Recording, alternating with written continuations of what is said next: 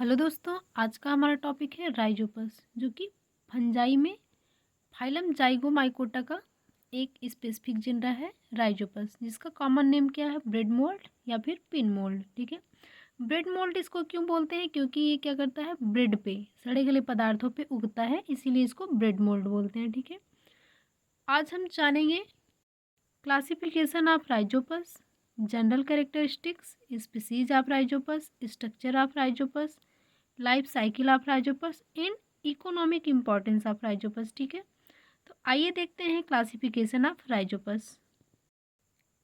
तो क्लासिफिकेशन में kingdom Fungi, phylum Zygomycota, class Zygomycetes, order क्या है? म्यूकोरेल्स है, फैमिली क्या है? म्यूकोरेशी, जीनस क्या है? राइजोपस है।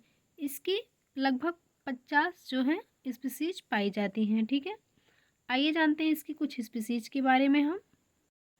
राइजोपस स्टोलोनीफर, जिसको ब्लैक ब्रेड मोल्ड बोलते हैं।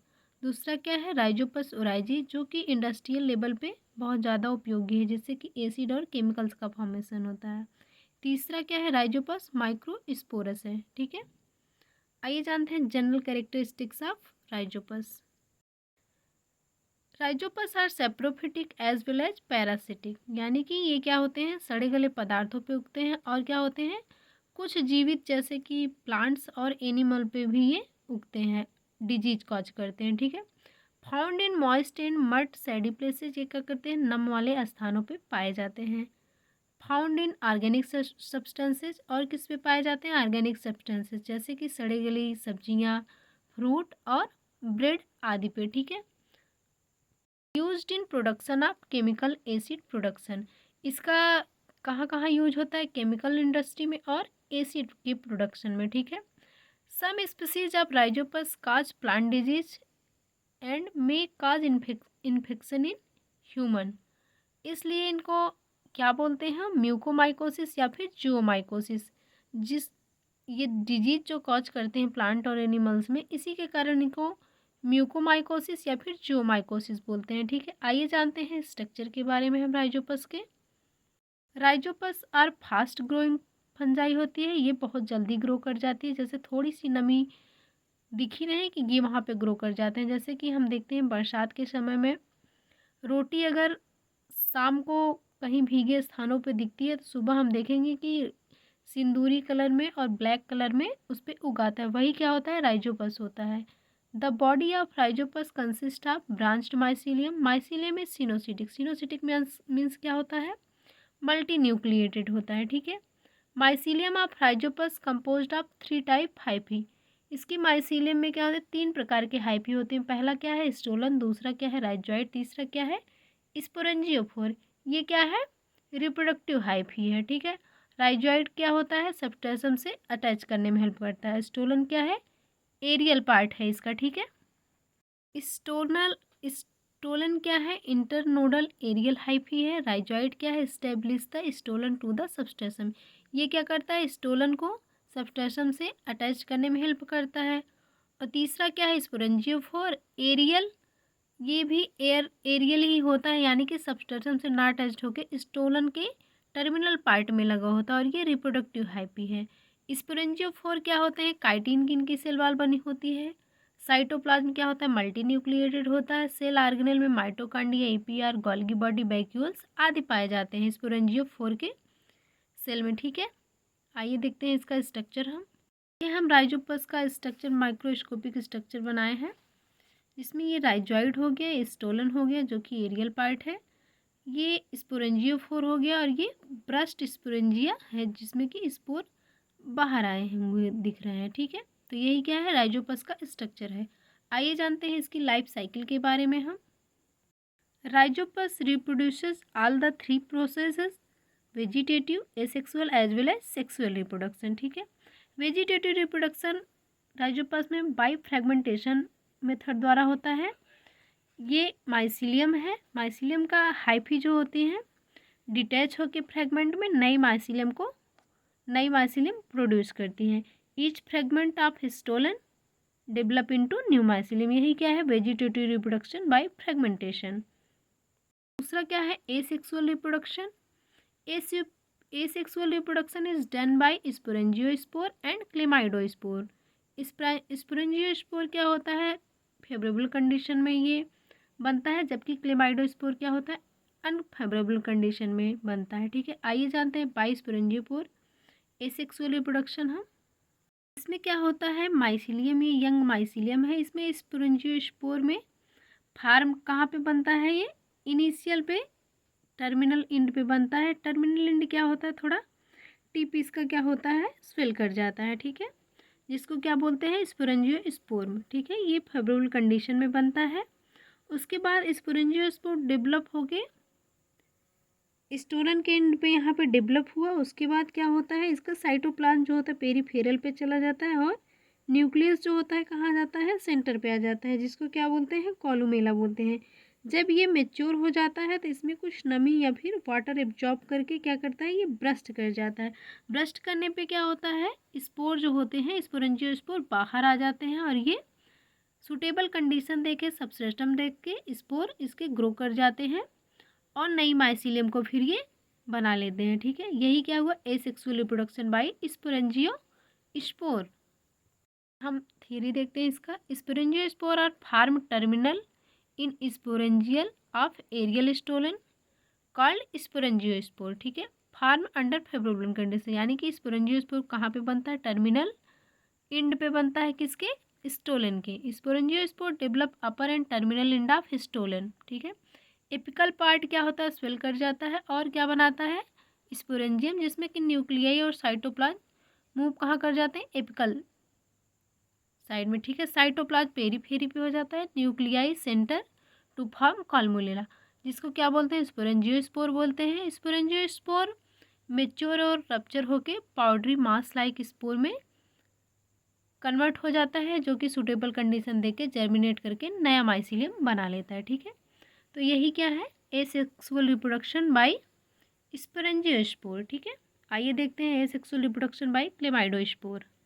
During unfavourable condition mycelium bunch of young mycelium sporangiospore क्या करता है, सेप्टेट हो जाता है, यानी कि सेप्टा फॉर्मेशन कर लेता है।